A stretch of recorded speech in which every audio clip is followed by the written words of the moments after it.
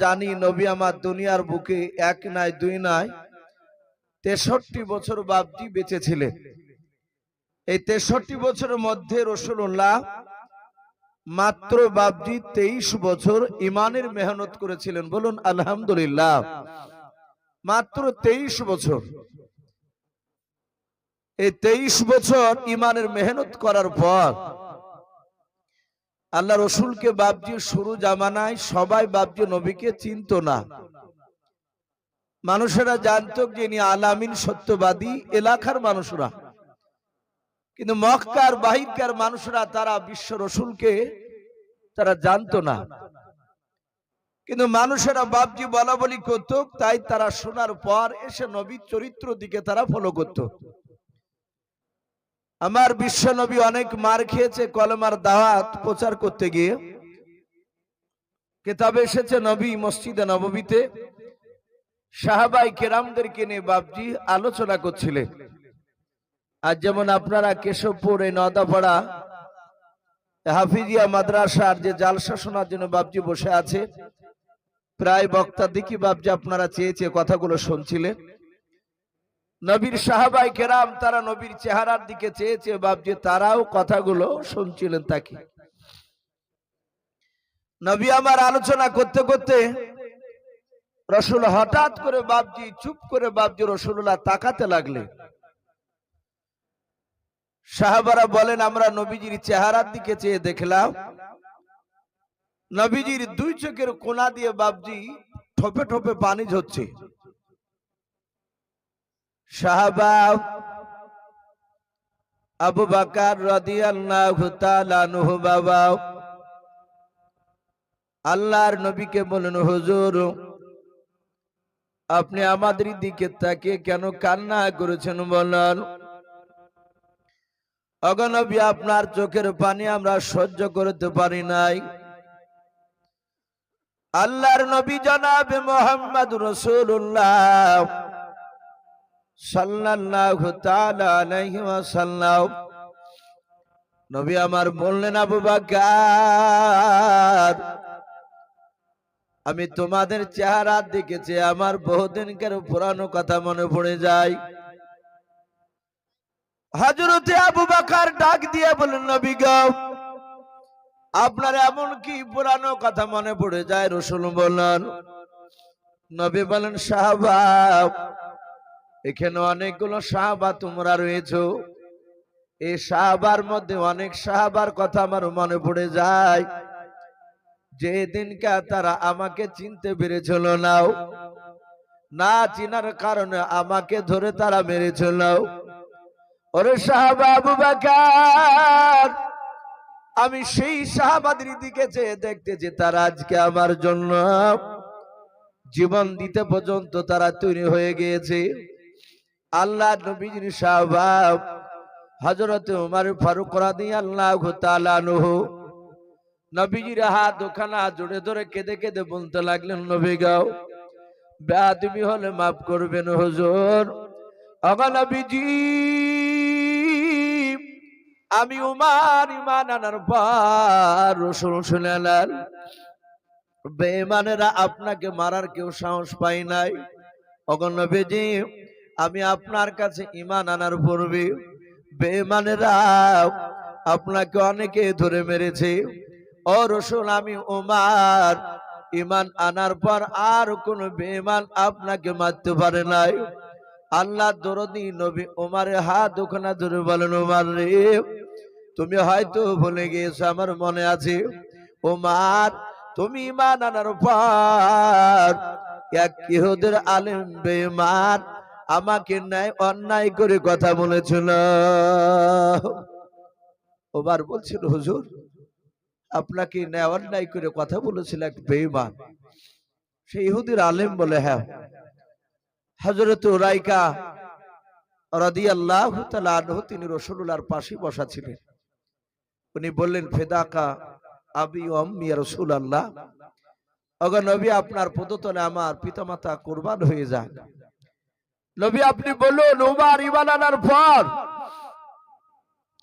কোন ব্যক্তি বেঈমান আপনাকে গালিগালাজ করেছিল?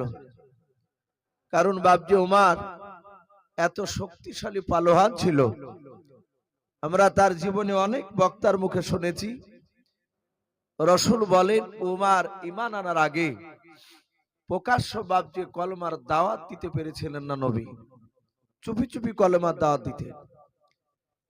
শুধু উমারের ভয়ে, উমার এত বড় শক্তিশালী ছিল বেয়াদব, রসুলকে তখন চিনত না।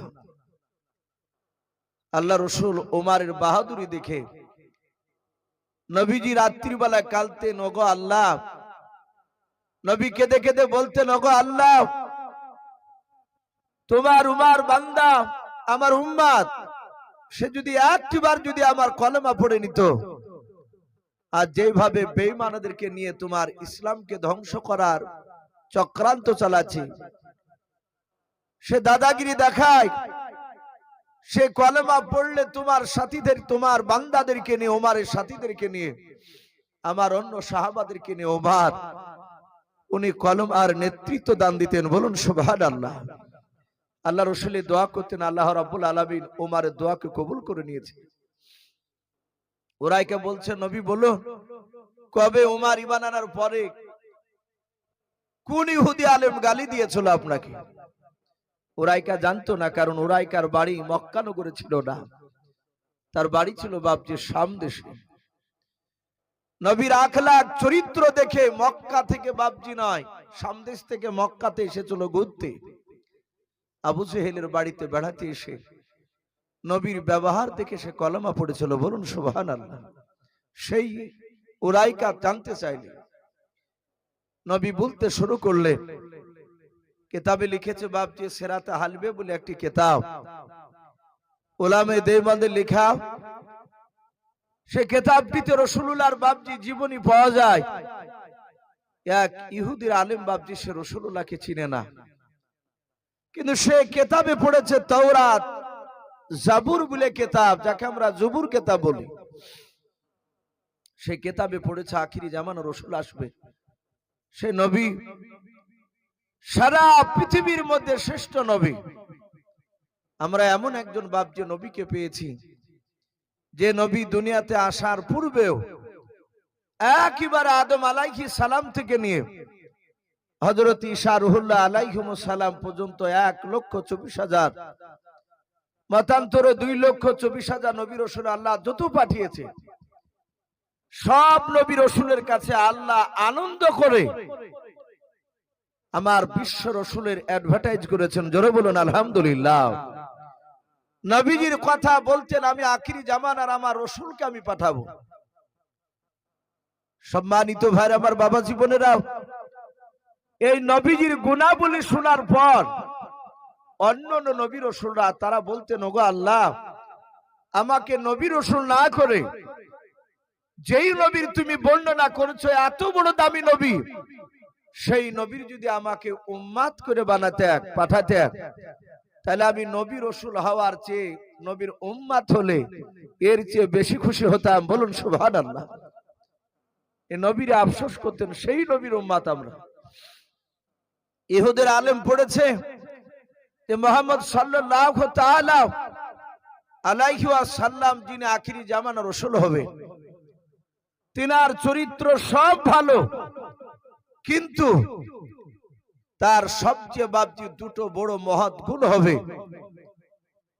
সেটা হচ্ছে বলা হয়েছে কিতাবে তাওরাত জবুর কিতাবে, যে আখিরি জামানার যিনি রাসূল হবে, তিনার সামনে হাজারো অন্যায় করলে তিনি অন্যায়কারীকে তিনি মাফ করে দিবেন। উনি জীবনে আমানতের খেয়ানত করবেন না। এটা হচ্ছে বাপজি রাসূলুল্লাহর চরিত্র কথা দেওয়া আছে। আর নবী পবিত্র জবানে এটা বলেছেন, আমার যারা উম্মতি হবে তাদের চরিত্র খারাপ হবে না। বলুন আলহামদুলিল্লাহ। সে আলেম হোক আর হাজী হোক আর যেই বেটা হোক না কেন, নবীর প্রকৃতি উম্মত হতে হলে বাপজি তার চরিত্রের মধ্যে কোনো ভুল আসবে না নবীর উপর ঈমান আনার পরে। আমার বিশ্ব নবীর বাপজি কথাটা শোনার পরে ইহুদির আলেম মনে মনে চিন্তা করলে মনে হয় রাসূলুল্লাহ দুনিয়ার বুকে চলে এসেছে। যে ইহুদির আলেমটা বাপজি কিতাবটা পড়েছিল, সেই ইহুদি আলেমটার নাম কেতাবে এসেছে বাপজি রাহাব। কি নাম বললাম ভাই? রাহাব বলে নাম, ইহুদির সবচেয়ে বাপজি আরবের মধ্যে বড় আলেম। সে আলেম কেতাবটা পড়ার পর তার একটা ভাতিজাকে ডেকে বলল, ভাতিজাও এত সাজগোজ করে কোথায় বেরোছো? বলে, চাচা আমি সামদেশে যাচ্ছি। বলে, কেন? বলে, আমি সেখানে ব্যবসা করতে যাচ্ছি।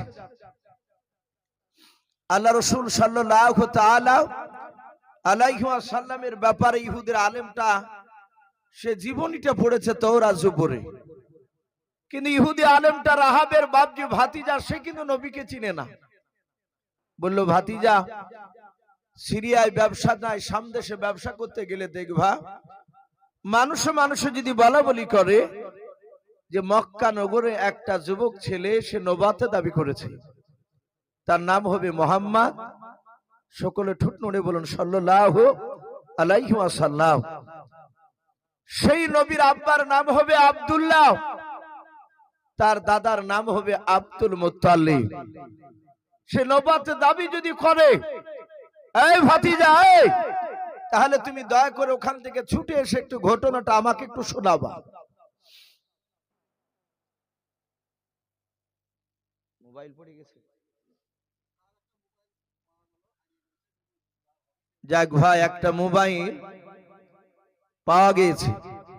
কোন বাপজির কোন ভাই কিংবা মা বোনের যদি পড়ে যায়, সঠিক প্রমাণ দিয়ে এই জালসাটি স্টেজের ওপর রাখা আছে, দয়া করে নিয়ে যাবে। আর কেউ যদি বলা বলি করে, যার মোবাইল সে যদি জানতে না পারে, আপনারা অনেকে শুনতে পাচ্ছেন, সে ব্যক্তিকে একটু বলবেন, সে এসে নিয়ে যাবে, না হলে হয়তো বেচারা কষ্ট পাবে। তো ভাই আমি বলছিলাম, ইহুদির আলেমটা বললো, ভাতিজা তুমি ছুটে এসে আমাকে বলবা। বলে, ঠিক আছে অসুবিধা নাই চাচা, আমি শুনলি আমি এসে বলে যাব। আপনারা জানেন আজ কয়েক মাস বাপজি পার হয়ে গেল, বছর পার হয়ে গেছে। কর্ণাটকে বাপজি একটা যুবতী বোন আমার, মুস্কান বলে নাম, অনেকেই চিনেন। উনি কলেজে যাচ্ছিলেন, আর এক শ্রেণীর বাপজি বেয়াদব ছেলেরা তারা অন্য একটা স্লোগান তার সামনে বলছিল। আর সেখানে মেয়েটা আল্লাহকে দিকে লক্ষ্য করে ভরসা করে, হাদিসে এসেছে যারা ঈমান আনবে, প্রকৃতি যাদের ঈমান আসবে, তারা আল্লাহকে ছাড়া কাউকে ভয় পাবে না। বলুন আলহামদুলিল্লাহ। তো মেয়েটা নারে তাকবীর দিয়েছিল। নারে তাকবীর দেওয়ার কারণে ছোট বড় প্রতিটা মানুষ বাপজি ওই মেয়েটাকে বাপজি ইউটিউবে তারা দেখেছিল। সারা পৃথিবীর মুসলমানের ঈমানকে বাপজি জাগিয়ে দিয়েছিল মেয়েটা, শুধু একবার দুবার নারে তাকবীর বলাতে। কিন্তু মেয়েটার বাড়ি কর্ণাটকে, অথচ আমরা তার নামগুলো শুনতে পেয়েছিলাম। আমার বিশ্বনবী এমন একটা দেশে জন্ম নিয়েছিলেন, যে দেশে গোটা পৃথিবীর মানুষরা বাপজি মক্কা নগরে হজ করতে যেত। বলুন আলহামদুলিল্লাহ। সকলেই বাপজি হজ করতে যেত। আল্লাহ দরুদি নবী জনাবে মুহাম্মদ রাসূলুল্লাহ সাল্লাল্লাহু তাআলা আলাইহি ওয়াসাল্লামের কথা ইহুদির আলেমরা বাপজি নয়, সামদেশে মানুষেরা বলা বলি করছে। একজন আরেকজনকে বলছে, ভাই শুনেছিস? বলে, কি শুনেছি বলো? বলে, মক্কা নগরে নাকি একটা ছেলে আলামিন বলে তাকে মানুষেরা ডাকতো, সত্যবাদী বলে। সে নাকি জীবনে কারো অন্যায় করেনি, মিথ্যা কথা বলেনি। সে লোকটা আজ কয়েকদিন হলো সে নবুয়ত দাবি করেছে, কলেমা দাওয়াত দিচ্ছে। মানুষেরা সব নবীজির গুণাবলীগুলো তারা শুনছিল। ইহুদির আলেমটার ভাতিজা সেও শোনার পরে 4-5 দিনকার দিন সোজা ছুটে এসে তার চাচাকে বলল, চাচা যেই লোকটার কথা বলছিলেন যে নবী, সেই নবী মক্কা নগরে কলেমা দাওয়াত দিতে শুরু করেছে। বলে, তাই? বলে, হ্যাঁ। ইহুদির আলেমটা বাপজি সে চিন্তা করলো, রসুলের কাছে যাওয়া লাগবে আমাকে। আমি তার হাতে হাত দিয়ে কলমা পড়ে মুসলমান হব। ইহুদের আলেমটা ঘর থেকে বাপজি 5টা টাকা হাতে করে নি পকেটে ভরে নিয়ে সে সোজা চলে গেল মক্কার উপরে। মক্কার কিছু লোককে বলে, ভাই এখানে মুহাম্মদ সাল্লাল্লাহু আলাইহি ওয়াসাল্লাম বলে ব্যক্তিটা কোথায় আছে? কিছু লোক বলে, সামনে যাও দেখতে পাবা। আল্লাহ রসুলের কাছে বাপজি চলে গেলে ইহুদের আলেমটা নবীর কাছে গিয়েছেন, তখন কয়েকজন বাপজি সাহাবা ঈমান এনেছে। সবাই রসুলের উপর বাপজি তখন ঈমান আনেনি, মুসলিম কয়েকজন, উমারও ঈমান আনেনি। তখন ইহুদির আলেমটা যার পর বিশ্ব নবীর কাছে গিয়ে নবীর কে জিজ্ঞাসা করলো, ভাই তোমার নাম কি মুহাম্মদ? বলুন সাল্লাল্লাহু আলাইহি ওয়াসাল্লাম। নবীজি বললেন, হ্যাঁ আমার নাম মুহাম্মদ সাল্লাল্লাহু আলাইহি ওয়াসাল্লাম। ইহুদের আলেমটা বলল, তুমি কি নবী প্লাস রাসূল? নবীজি বললেন, আমি নবী প্লাস রাসূল। এখানে যারা বাপজি উলামে কেরাম আছে তারা আশা করি জানেন নবী আর রাসূলের মধ্যে পার্থক্যটা কতটা। কিন্তু অনেক সাধারণ মানুষ আপনারা যারা হয়তো কোরআন হাদিস পড়েননি, তারা নবী আর রাসূল পার্থক্য হয়তো বুঝতে পারবেন না। এতটুকু মনে রাখবেন, সব নবী রাসূল হতে পারে না, কিন্তু সব রাসূল নবী হতে পারে, এতটুকু পার্থক্য। আল্লাহ রসুল বললেন, আমি নবী প্লাস রাসূল। ইহুদের আলেমটা চিন্তা করছে, বেটার হাতে যদি আমি বিনা পরীক্ষায় এর ওপর যদি ঈমান আনি, আর বাস্তবে যদি সে নবী না হয়, রাসূল না হয়, তাহলে ওর ওপর ঈমান আনা এটাও জাহান্নামের রাস্তা। আবার চিন্তা করছে, এই নবীকে যদি পরীক্ষা নিতে যায়, পরীক্ষা নিতে গিয়ে যদি আমার মওত হয়ে যায়, তাহলে এটাও জাহান্নামের রাস্তা। আল্লাহ বলবে, আমার নবীকে পাওয়ার পর কেন তুই পরীক্ষা নিতে গিয়েছিলি? ইহুদের আলেমটা চিন্তা করলে, আমি বিনা পরীক্ষায় এর উপর ঈমান আনব না। ইহুদের আলেমটা পকেট থেকে 5টা টাকা বের করে আল্লাহর নবী জনাবে মুহাম্মদ রাসূলুল্লাহ সাল্লাল্লাহু তাআলা আলাইহি ওয়াসাল্লামের হাতে বাপজি ধরে দিলেন। আল্লাহর নবী টাকাটা ধরার পর বললেন, ভাই এই 5 টাকা আমি কি করব? বলে, নবী গো, আমি 5 টাকা আপনার কাছে আমানত স্বরূপ রাখার জন্য দিলাম। আপনার এলাকায় 5 টাকার পরিবর্তে 20 কেজি খেজুর ভালো পাওয়া যায়? বলে, হ্যাঁ। ডাক দিয়ে বলেছিল, ওগো আল্লাহর নবী, ও নবী রাসূল শুনে নেন, আমি আপনার কাছে 1 নাই 2 নাই, আমি 15 দিন পর কিংবা 15 দিন কের দিন আমি এসে 5 টাকার বিনিময়ে 20 কেজি খেজুর নিয়ে যাব। এই নবী, আপনি টাকাটা নিয়ে খেজুরগুলো আপনি গুছিয়ে রাখবেন। আল্লাহর নবী জনাবে মুহাম্মদ রাসূলুল্লাহ সাল্লাল্লাহু তাআলা আলাইহি ওয়াসাল্লাম, নবী আমার রাগ করলেন না, বিরক্ত মনে করলেন না। নবী আমার মিষ্টি হাসি দিয়ে বললেন, ভাই তুমি 15 দিন কের দিন কিংবা 15 দিন পর এসে তোমার 5 টাকার বিনিময়ে 20 কেজি খেজুর কিনে রাখবো, তুমি নিয়ে চলে যাবা। ইহুদের আলেম আল্লাহর নবীকে বলে, বাপ যে রাস্তা দিয়ে বাড়ি চলে যাচ্ছে, আল্লাহকে ডেকে বলেন, মাওলা তুমি আমাকে 15 দিন জিন্দা রাখবা, 15 দিনের মধ্যে তুমি উম্মত বানাও, কারণ আমি তোমার নবীকে পরীক্ষা নিতে এসেছিলাম। আমি তোমার নবীকে পরীক্ষা নেওয়ার জন্য আমি 5টা টাকা দিয়েছি। সত্যিকারী নবী হলে তার উপর ঈমান আনব, ভণ্ড নবী হলে ঈমান আনব না। ইহুদের আলেমটা বাড়িতে গিয়ে দিন গুনতে লাগলো।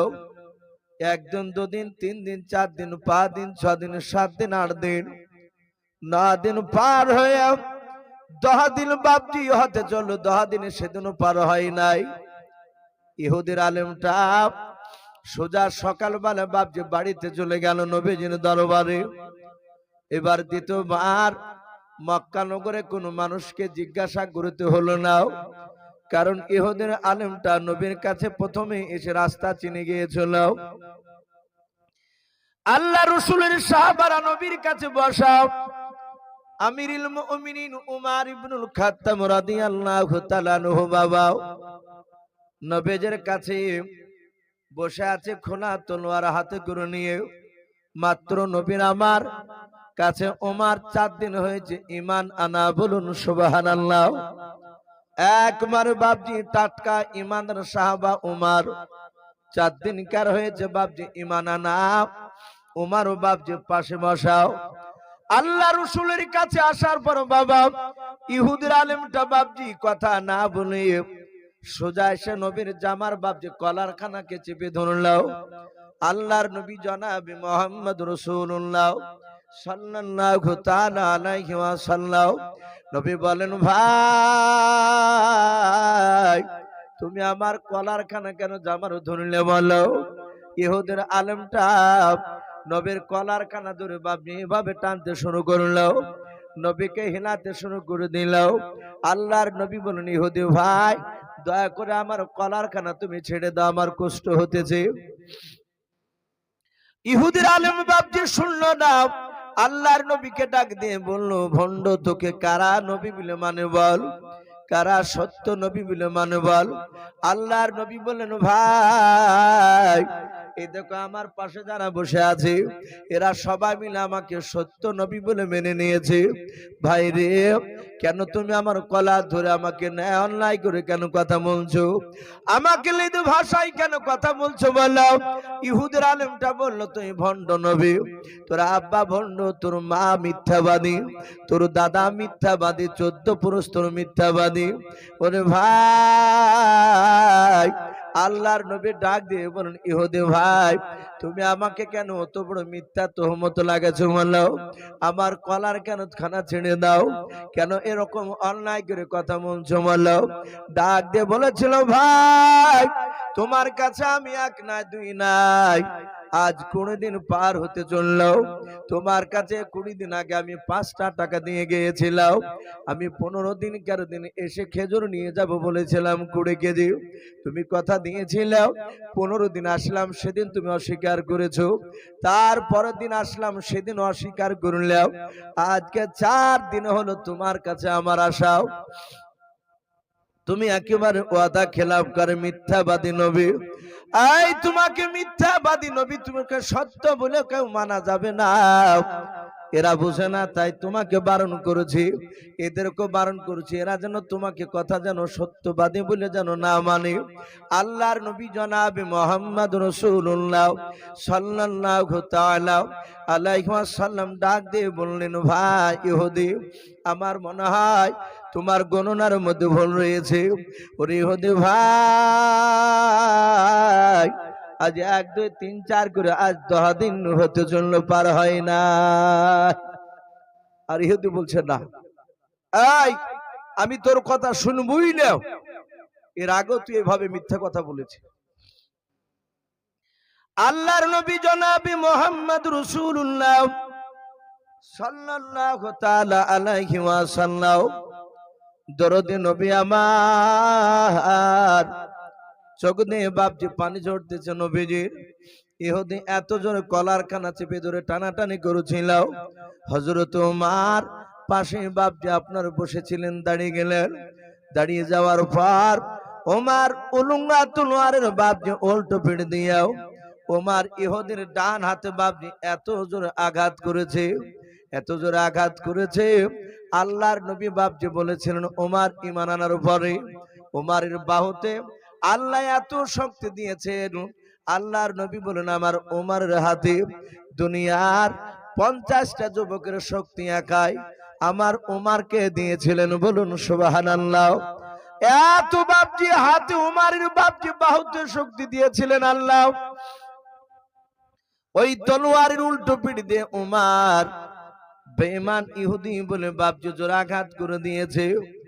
ইহুদির হাত খানা নবীজির কলার থেকে ছুটে গিয়েও ইহুদির বাপজি হাতে তলোয়ার মারা জায়গাটায় ইহুদি বাম হাত দিয়ে ধরে বুকের সাথে এভাবে চেপে ধরে ইহুদি কান্না করতে লাগলো। আল্লাহ রসুলের বাপজি সাহাবা উমার ডাক দিয়ে বলেছিলেন, এই বেঈমান হাত নামাও, উমার এখনো মরা নাই, জিন্দা আছে, বলুন সুবহানাল্লাহ। এই কথা বলার পর উমার বিশ্ব নবীকে ডাক দিয়ে বলল, হুজুর আপনি অনুমতি দেন, এ বেঈমানকে আর পৃথিবীর বুকে বেঁচে রাখবো না, এ বেঈমানকে এখনই তাকে জাহান্নামে পাঠিয়ে দিব। ও আল্লাহর নবী, যে আপনি একবার হুকুম দেন। আল্লাহর নবী জনাবে মুহাম্মদ রাসূলুল্লাহ সাল্লাল্লাহু তাআলা আলাইহি ওয়াসাল্লাম ইহুদের চেহারার দিকে বাপজি চেয়ে দেখলেন। ইহুদের চাউনি বাপজি আলাদা মনে হচ্ছে, কিন্তু তার চোখ দিয়ে পানি ঝরতেছে। ইহুদি মনে মনে ভাবছে, মওলা রে, তোমার নবীকে আমি পরীক্ষা নিতে এসেছিলাম বলে তোমার নবীকে আমি অন্যায় করে গালি দিয়েছি। সত্য নবী না মিথ্যা নবী, এটা পরীক্ষা করার জন্য ওগো মাওলা তোমার নবীর কলা ধরেছিলাম, উমার আমাকে মেরেছে।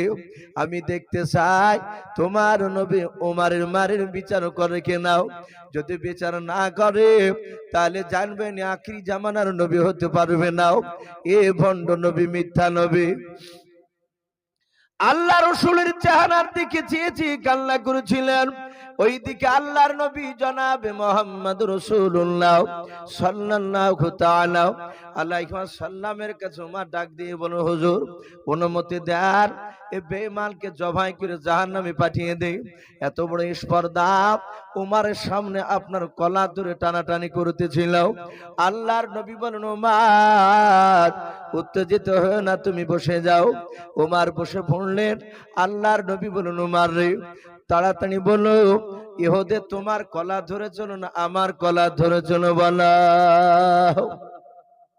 উমার বুঝতে পেরেছে এটা আমার বেয়াদবি হয়ে গিয়েছে।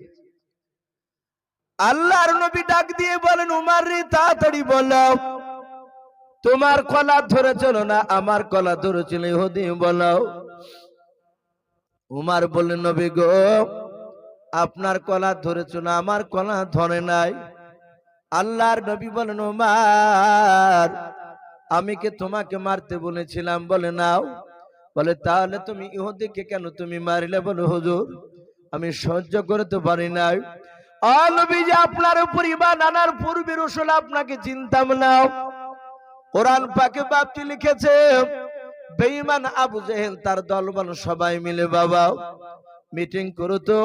তারা বলতো নবীজির এবং নবীর সাথী ভাইদেরকে যাকি দেখবাও, তাদের কথা শুনবা না, লা তাসমাউ লিহাযাল কুরআন।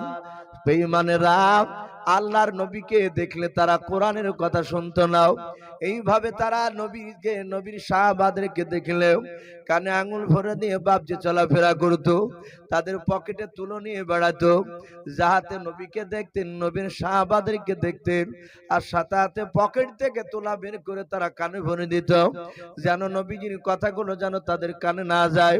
আবু জেহেলরা জানতো, উদমা সাইবারা জানতো, আবু লাহাবরা জানতো, আল্লাহ নবীর কথা কেউ যদি 5 মিনিট ধরে বাপজি যদি শুনে নেয়, ওই লোকটা ঈমান না নিয়ে থাকতে পারবে না, বলুন সুবহানাল্লাহ। তাই হযরত উমর ডাক দিয়ে বলেছিলেন, হুজুর আমি আপনার উপর ঈমান আনার আগে রাসূল আপনাকে চিনতাম না, আপনার উপর ঈমান আনার পর আমি জানতে পেরেছি আপনি কত বড় সত্যবাদী নবী। ওগো আল্লাহর নবী, সারা পৃথিবীর মানুষ যদি একদিকে হয়ে যায়, আপনার বিরোধিতা যদি করে, আপনাকে যদি খারাপ বলে, ওগো নবী আমি ওমর একদিকে আলাদা হয়ে আপনাকে খারাপ বলতে পারবো না। আমি জানি আপনি কোনোদিন মিথ্যা কথা বলতে পারেন নাই, কাউকে আপনি আঘাত দিতে পারেন নাই। আল্লাহর রাসূল বললেন, উমর রে শুনে না, আমি তোমাকে হুকুম করি নাই, বলে নাও। তাহলে তুমি যে মেরেছি, ইহুদিকে মেরেছে, এটা অন্যায় হয়েছে তোমার। ওরে আমার উমর, দয়া করে ইহুদের হাত ওখানে ধরে তুমি ক্ষমা চেয়ে নাও। ইহুদি মনে মনে ভাবছি, মুহাম্মদ সাল্লাল্লাহু আলাইহি ওয়াসাল্লাম এত কড়া বিচার করবে তা আমি জানতাম না। আল্লাহ রাসূল বললেন, উমর এখন এই মুহূর্তে তুমি ইহুদির হাত ওখানে ধরে ক্ষমা চাও। উমর আর সিকিন বরাবর বাপ যে দেরি করলেন নাও। সাথে সাথে ইহুদির হাত ওখানে ধরে বললেন, ওরে ইহুদি ভাই, উমার কিন্তু বাতিলের কাছে মাথা নত করা বান্দা নয়, বলুন সুবহানাল্লাহ। উমার ঈমান আনার পর থেকে উমার লোকটা একেবারে আলাদা, সব সাহাবারা জানতো। উমার ঈমান আনার পর শুধু রাসূল আর আল্লাহকে ছাড়া কাউকে চিনতেন না। আমরা জানি উমারের আসল নাম হচ্ছে উমার ইবনুল খাত্তাব, খাত্তাবের বেটা উমার। কিন্তু আরেকটা নাম তার লাকাব দেওয়া হয়েছে ফারুক, বলে না, উমার ফারুক রাদিয়াল্লাহু তাআলা আনহু। এই ফারুক এটা আরবি শব্দ, এর আবিধানি করতে হচ্ছে বাপজি পার্থক্যকারী। উমারে ফারুক, উমার পার্থক্যকারী। কেন আল্লাহ রাসূল ফারুক টাইটেল দিয়েছিলেন?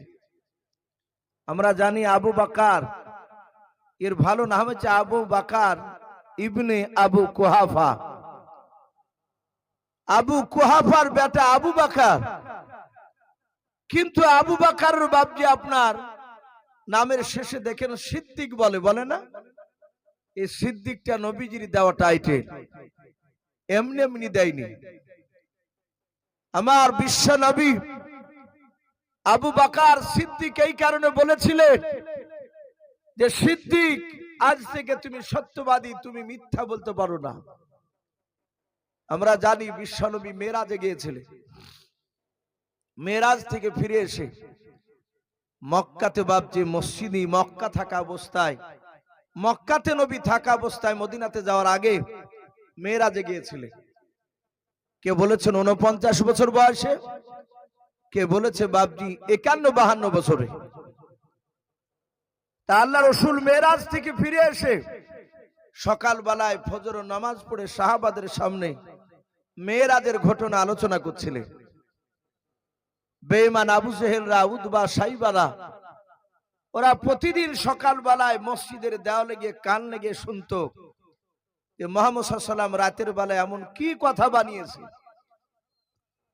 নিত্য নতুন কথা বলে, নিশ্চয় বানায়।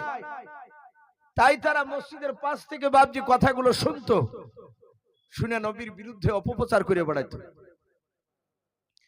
মেরাজের ঘটনা যাহাতে শুনলেন, আবু জেহেলরা জানালা দিয়ে দেখলো যে কোন সাহাবা আসে নাই।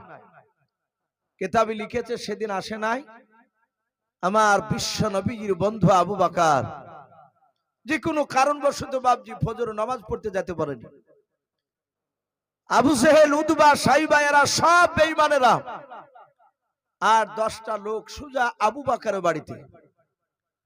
আবু বকরকে গিয়ে বলছেন, আবু বকর, আমরা তো তোমাদের দুশমন আর তোমরা আমার দুশমন। আমি সত্য কথা বললে তো বিশ্বাস করবা না। তোমার নবী আজ এমনই ভুলভাল কথা বলেছে, এ শুনলে তুমি অবাক হয়ে যেতে। আবু বকর বললেন, আমার রাসূল ভুলভাল বলতে পারে না, বলুন আলহামদুলিল্লাহ।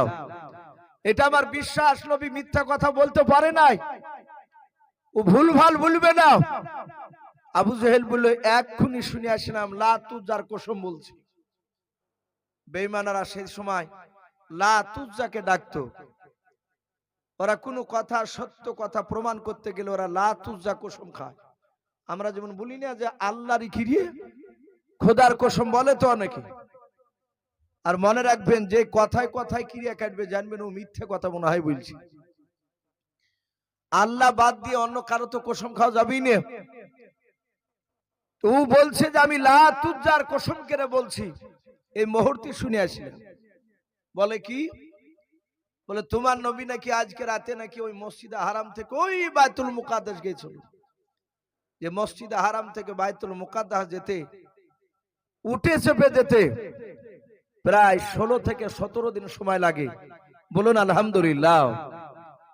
এতটা রাস্তা এক রাতে নাকি ওখানে যাই, আবার ওখান থেকে 70 পাক আসমান পাড়ি দিয়ে জান্নাত জাহান্নাম দেখে আসলে আবার এসে বাড়িতে এসে শুয়ে পড়লো। যে বাড়িতে শুয়েছিল উম্মে হানির বাড়িতে, তারা নাকি কেউ জানতে পারেনি। বলে, এই আবু বকর, এই কথা কি বিশ্বাস করা যায়? এ কথা কি বিশ্বাস করা যায়?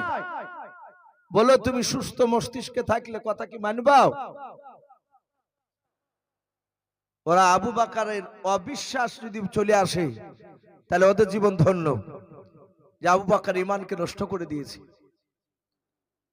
আমার আবু বকর সিদ্দিক রাদিয়াল্লাহু তাআলা আনহু আবু জেহেল উতবা সাইবাদের দিকে লক্ষ্য করে ডাক দিয়ে বলেছিলেন, ও আবু জেহেল উতবা সাইবারা শুনে নাও, যেই কথাগুলো তোমরা আমার সামনে বয়ান করিলাও এই কথাগুলো কি রাসূলুল্লাহর জবান দিয়ে বের করেছে বলাও? তোমরা বানে বানে বলছো না, বলে নাও যে এগুলো আলোচনা করলাম চুল পরিমাণ আমরা বাড়তে বলি নাই এবং চুল পরিমাণ আমরা কম বলি নাই, হুবাহুব জেরাস কবে শোনালাও। আবু বকর বাপজি ডাক দিয়ে বলেছিলেন, আবু জেহেল, আল্লাহর নবীর জবান দিয়ে যদি কথাগুলো বেরিয়ে যায়, নবী যদি বলেন আমি মেরাজে গিয়েছিলাম, আমি আবু বকর আল্লাহর নবীর কথাগুলো সত্য বলে মেনে নিলাম, বলুন সুবহানাল্লাহ। আবু জেহেল বলল, একেও পারা গেল না। আল্লাহর নবীজির কাছে আবু বকর দৌড়ে গিয়ে বলেছিলেন, হুজুর, আপনি আজ সকালবেলায় ফজরের নামাজের উপর সাহাবাদের সামনে এই কথাগুলোকে আলোচনা করেছিলেন, বলুন। আল্লাহর নবী বলেন, আবু বকর রে, তুমি কি আমার কথার উপর সন্দেহ করেছো, বিশ্বাস কে করো নাই? নবীজের বন্ধু আবু বকর কাঁদে আর বলে, নবী, আমি আপনার আবু বকর বন্ধু সাহাবা, আপনাকে এত বিশ্বাস করে শুনে নেন হুজুর। আমি বলেছি আল্লাহর নবীজির জবান দিয়ে যদি কথাটা বেরিয়ে যায়, আল্লাহর নবীর কথাগুলো সত্য বলে আমি মেনে নিলাম। আমার বিশ্ব নবী আর থাকতে পারলেন না। আবু বকরকে বুকের সাথে জড়ে ধরে বললেন, আবু বকর, আজ থেকে আমি তোমার নাম সিদ্দিক বাড়িয়ে দিলাম, বলুন সুবহানাল্লাহ। তুমি সত্যবাদী। এই উমারের নামটা বাপজি ফারুক এমনি দেয়নি, আপনারা হয়তো শুনেছেন। রসুলের জীবদ্দশায় নবী বেঁচে আছে, এক সাহাবা আর এক ইহুদি বেঈমান, সে নবীর উপর ঈমান আনেনি। তাদের দুজনের জমি একই পাশাপাশি আলী। এখন ওই দুই জমির মাঝখানে বাপজি একটা খাজুর গাছ রয়েছে। ওমর আইলটাকে ধাক্কা ধুক্কি দিয়ে, ওমরের জামানাতি, রসুলের জামানাতি, ওই সাহাবা মুসলমান সাহাবাটা আইলটাকে ঠেলাঠুলি দিয়ে বাপজি গাছটাকে ওর দিকে করে নিয়েছে। আমাদের এলাকায় এক শ্রেণী মানুষ আছে, দেখেন, অনেকে বলে যে আল কাটে, এবার যারা আল কাটে তারা দেখবেন কাপড়কে এমন করে বান্না মারবে, কাপড়কে আটে সিটে বসে বাপজি লাগবে ওই আল কাটতে। ওর আলের উপর দিয়ে মানুষ হাঁটে যেতে পারে না, এমনই শুরু করে ফেলে। তো ওই সাহাবা বাপজি আলটাকে কেটে খুঁটিয়ে ধাক্কা ধুক্কি দিয়ে ওর দিকে গাছ করে নিয়েছে। গাছ কিন্তু ওর নয়। ইহুদি সকালবেলায় যে দেখছে গাছ ওর দিকে, মুসলমান সাহাবার বাড়িতে এসে বললেন, ভাই গাছটা আমার, তুমি কেন করে নিয়েছো? বলে না, এই গাছ আমার। বলে রসুলকে ডেকে নিয়ে এসে দেখাবো। সাহাবা ডেকে নিয়ে আসলো, নবী দেখলেন। নবী ন্যায্য বিচার করে বললেন, ভাই সাহাবা, এই গাছটা তোমার দিকে নয়, এই গাছটার হকদার হচ্ছে ইহুদি। সে আমাকে না মানো, সে তো মানুষ, এই গাছ ওকে ছেড়ে দাও। নবী বিচার করিতে চলে গেলেন। সাহাবা বলল, ইহুদি বলল, ভাই দেখলে তোমার নবীকে না মানতে পারে, কিন্তু তোমার নবী মিথ্যা কথা বলে না, ইনসাফের সহিত বিচার করেছে। সাহাবা বলল, আমার নবী মনে হয় কোনো টেনশন আছে, বিচারটা আমার মনোভূত হয়নি, সঠিক হয়নি। আর একটা লোক আছে, সে সঠিক বিচার করে। ওর বিশ্বাস ছিল উমার কে দেখতেন, ইহুদির নাম শুনলি উমারের চোখ দুইটা কুখের মতো লাল হয়ে যেত। উনি সহ্য করতে পারতেন না ইহুদিকে দেখলে। ওর ধারণা যে ইহুদির ব্যাপারে যাহাতে গাছ শুনবে, আর ও গাছ ওকে তো দিবই না। আমার দিকে রায় প্রকাশ করে দিবে। এখন যেটা বিচার হচ্ছে বর্তমান বাবজি, এখন সরকার বলে আর আপনার আমাদের গ্রামগঞ্জে যে বিচারগুলো হয় সব মানুষের কট টেনে বিচার হয়। বাপ দুর্বল হলে গরিব হলে তাকে আরো কণ্ঠাসা করে দেয়, কিন্তু অপেক্ষায় থাকবেন কিয়ামতের ময়দানে। আজ যারা বাপজি দুর্বল তারা কিয়ামতের ময়দানে সাব্বাল হবে, বলুন আলহামদুলিল্লাহ। আর যারা সাব্বাল দুনিয়ায় তারা দুর্বল হবে, সেদিন অসহায় হয়ে যাবে। আল্লাহ বলছেন সেদিন আমি ন্যায্য বিচার করব। যারা কট টেনে বিচার করবে তাদেরও হালুয়া টাইট করবে সেদিন, শুধু মৃত্যুর অপেক্ষায়। সাহাবা বললে আর একজন আছে ওমর, তাকে নিয়ে এসে বিচার করব। ইহুদি বললে চলো। ওমরকে দুজনায় ডাকতে গিয়েছে। ইহুদি তো রাজি নাই, কিন্তু উপায় নাই, সাহাবা মানছে না, তা নিয়ে গেলে ওমরের কাছে গিয়ে বলছেন হুজুর একটু আমার জমিতে চলুন, একটা বিচার করতে হবে। ওমর জানে যে রাসূল এখনো বেঁচে আছে, মরে নাই।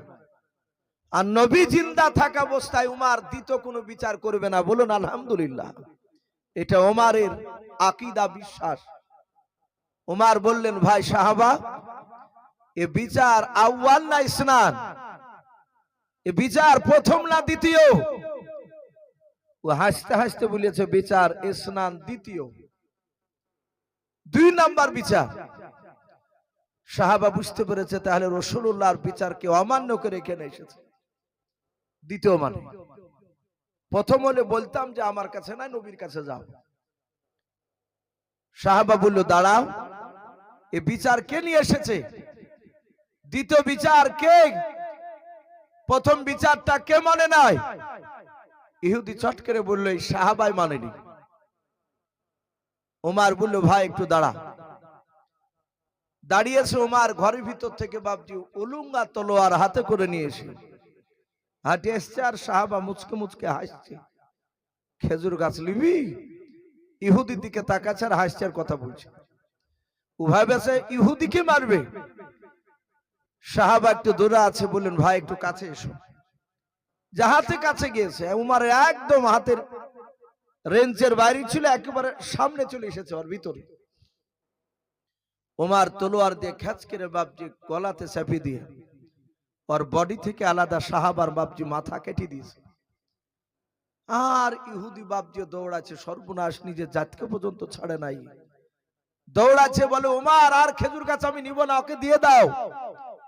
ওমর বলে না ইহুদি, এই দাঁড়াও, এই খেজুর গাছ তোর, তুই খেজুর গাছ তুই দখল করে নেগা। এত বড় স্পর্ধা, বেঈমান, আমার রাসূলের বিচারকে অমান্য করে এখানে এসেছে। বাপজি আমার সোনা লালেরা, সে কিন্তু শুধু কলেমা পড়েছিল সেই ব্যক্তি। আল্লাহ রাসূলের কানে গিয়ে খবরটা গেল যে আপনার উপর একজন কলেমা পড়া লোক, তাকে উমর জবাই করে দিয়েছে। ঘটনা সব শুনলে গোটা আরব বাপজি তোলপাড় চলছে। আমার রাসূল বলেন ওগো সাহাবারা, আজ থেকে শুনে নাও, ওমরকে শুধু ওমর বলবা নাও, ওমরকে ফারুক বলবা। ওমর আমার হক আর বাতিলের পার্থক্যকারী, বলুন সুবহানাল্লাহ। সেই উমর ইহুদির হাত দুখানা ধরে বলেছিল ভাই, ওমর বাতিলের কাছে মাথা নত করা বান্দা নয়, কিন্তু পরিস্থিতি আলাদা হয়ে গিয়েছে। আল্লাহর নবী তোমার হাত দুখানা ধরে ক্ষমা চাইতে বলেছে। ওরে ইহুদি ভাই, দয়া করে তুমি আমাকে ক্ষমা করে দাও। ইহুদি বাপনি মাথা ইশারা করে দিল, বলল ক্ষমা করে দিলাও।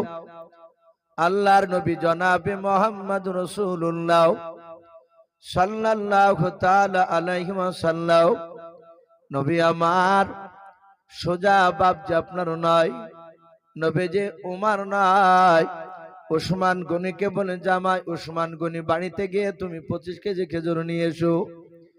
25 কেজি খেজুর নিয়ে আসলেন। আল্লাহর দরদি নবী আমার 20 কেজি খেজুর ইহুদিকে দিলেন। আল্লাহর নবী ডাক দিয়ে বলেন ইহুদি ভাই, তোমার গণনার মধ্যে ভুল রয়েছে, আজ 1 2 3 4 করে 10 দিন হতে চলো, 10 দিনও পার হয় নাই রে ভাই। এই নাও 5 টাকার পরিবর্তে 20 কেজি খেজুর তুমি নিয়ে নাও। ইহুদে ব্যাগটা ধরে নিলাও। আল্লাহর নবী জনাবে মুহাম্মদ রাসূলুল্লাহ সাল্লাল্লাহু তাআলা আলাইহি ওয়াসাল্লাম দরুদ নবী আমার 5 কেজি খেজুর হাতে নিয়ে আর উপর ইহুদের হাত ওখানে ধরে বলেছিলেন, ইহুদি ভাই আমার ওমর আবেগে থাকতে না পেরে তোমাকে মেরেছিল রে ভাই, তাই আমি ওমরের হয়ে তোমার কাছে ক্ষমা চাই, দয়া মেহেরবান করে ওমরকে ক্ষমা করে দাও। আর এই তোমার যে আঘাত লেগেছে তার বিনিময়ে তার পরিবার তার 5 কেজি খেজুর দিলাম নাও। ইহুদি বাপজি থাকতে পারলো না। আল্লাহর নবী জনাবে মুহাম্মদ রাসূলুল্লাহ সাল্লাল্লাহু তাআলা আলাইহি ওয়াসাল্লামের বাপজি আকলাক ব্যবহার দেখে বাবা আর থাকতে না পেরে খাজুরগুলো নবীর পায়ে তলে রেখে দিও।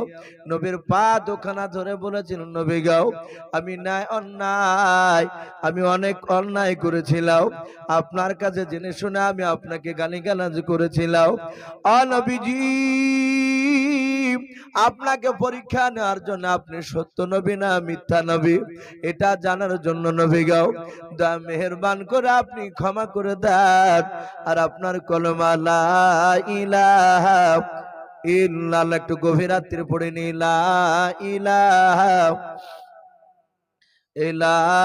ইলাহা ইল্লাল্লাহ লা ইলাহা तौहीद का डंका आलम में, तौहीद का डंका आलम में बजा दीवा कमले आला आकाने हक ला इलाहा इल्लल्लाह। भाई लज्जा करें একটু পড়ে নি, লা ইলাহা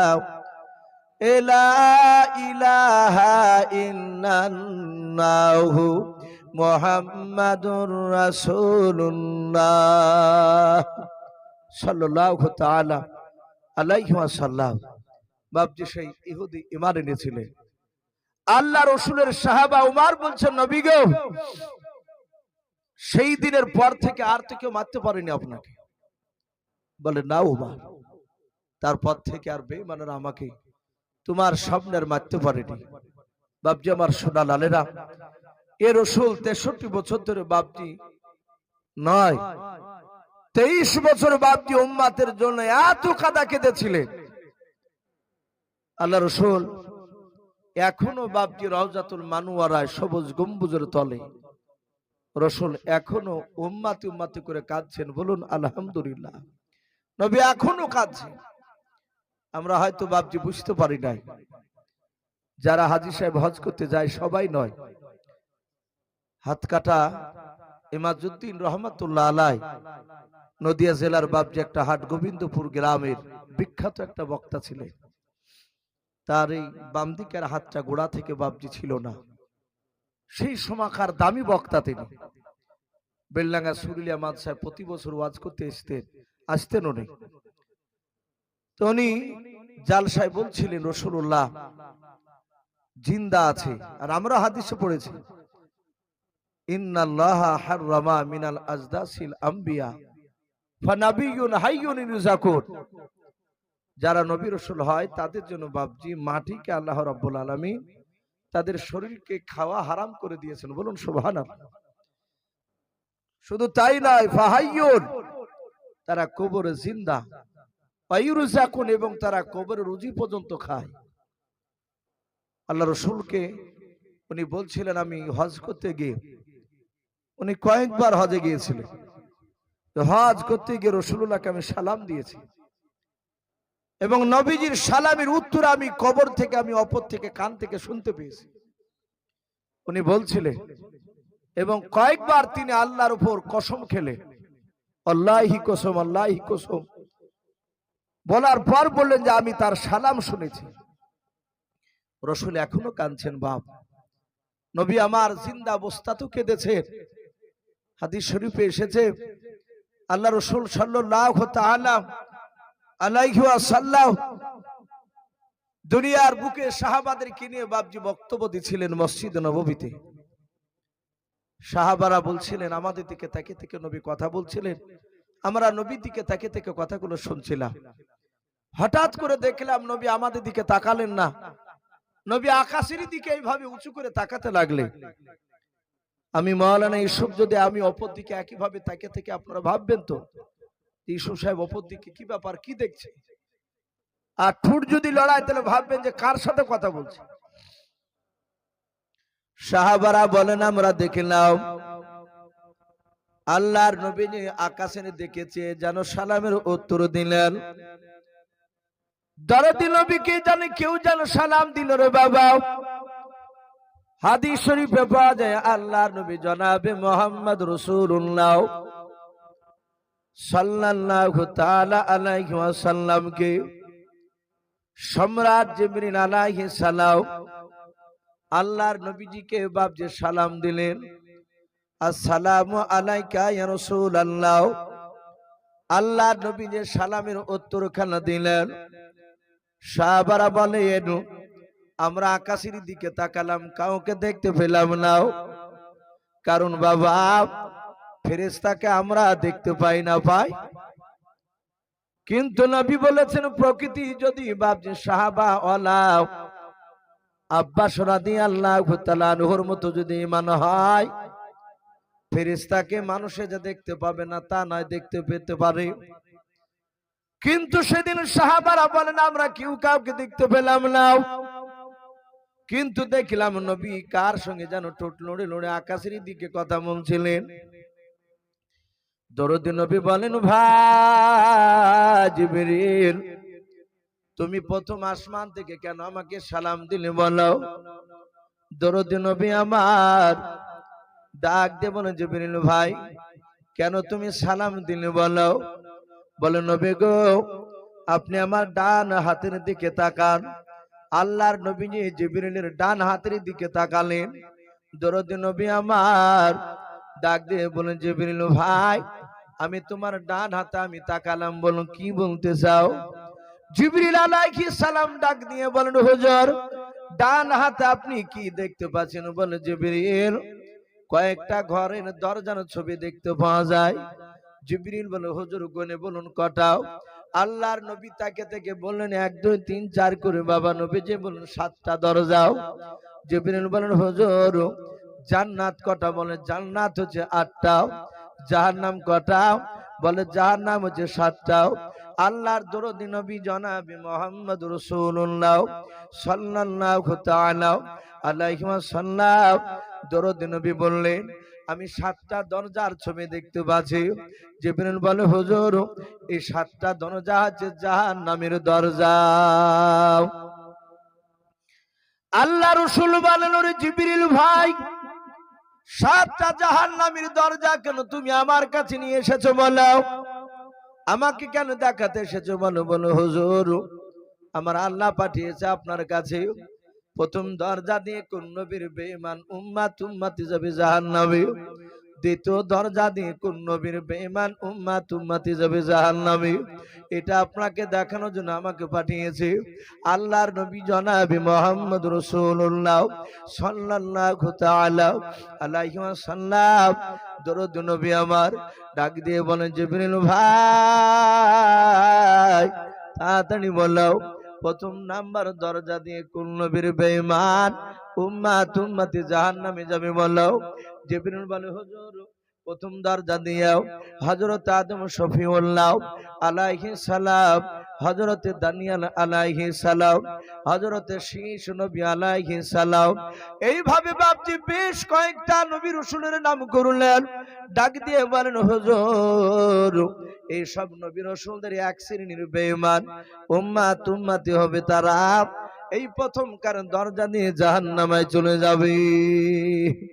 ভাই আর কয়েক মিনিট বসি, রাত্রি অনেক গভীর হয়ে গিয়েছে, প্রায় 1টা বাজতে ছিল। মানুষ ধৈর্যের আপনার বাইরে হয়ে যাচ্ছে মানুষের, যেহেতু আবার ফজরের নামাজ আছে, যেহেতু এখনো বাপজি আমাদের সামনে ফজরের নামাজ। আর একটু বসি ভাই, আর একটু বসি দিয়ে আখিরি দোয়া নিয়ে সবাই বাড়ি যাবো ইনশাআল্লাহ। আল্লাহর নবী জনাবে মুহাম্মদ রাসূলুল্লাহ সাল্লাল্লাহু তাআলা আলাইহি ওয়াসাল্লাম নবী আমার বলেন, জিবরিল ভাই, দ্বিতীয় দরজা দিয়ে কোন নবীর বেঈমান উম্মতে যাবে বলো? ডাক দিয়ে বলেছিল, হুজুর, দ্বিতীয় দরজা দিয়ে হযরতে জাকারিয়া নবী আলাইহিস সালাম, হযরতে ইদ্রিস নবী আলাইহিস সালাম, হযরতে মুসা কালিমুল্লাহ আলাইহিস সালাম, এইভাবে বাপ আরো অনেকগুলো কয়েকটা নবী রাসূলের নাম করলেন। বললেন, হুজুর, এই সব নবী রাসূলদের এক শ্রেণীর বেঈমান উম্মতি হবে, তারা 2 নাম্বার দরজা দিয়ে জাহান্নামে চলে যাবে। 3 নাম্বার দরজা দিয়ে কোন নবীর বেঈমান উম্মতি যাবে বলো জিবরিল ভাই? বলে, নবী গো, হযরতে লূত নবী আলাইহিস সালাম, হযরতে নূহ নবী পয়গম্বর আলাইহিস সালাম, হযরতে ইব্রাহিম নবী আলাইহিস সালাম, এইভাবে বাপ যে নাম করলেন। এসব নবীদের এক শ্রেণীর বেঈমান উম্মতি হবে, তারা 3 নাম্বার দরজা দিয়ে জাহান্নামে চলে যাবে। আল্লাহর মায়ার নবীর কাছে বাবা জিবরিল 3, 4, 5, 6 করে পর্যন্ত বললেন, 7 নাম্বার দরজা বাকি আছে। দরদি মায়ার নবী ডাক দিয়ে বলুন, গো জিবরিল ভাই, বলো বলো, 7 নাম্বার দরজা দিয়ে কোন নবীর বেঈমান উম্মতে যাবে বলো? হযরত জিবরিল আলাইহিস সালাম কথা বলেন নাই। আল্লাহর নবী বলেন, জিবরিল ভাই, তাড়াতাড়ি বলো, 7 নাম্বার দরজা দিয়ে কোন নবীর বেঈমান উম্মতে যাবে বলো?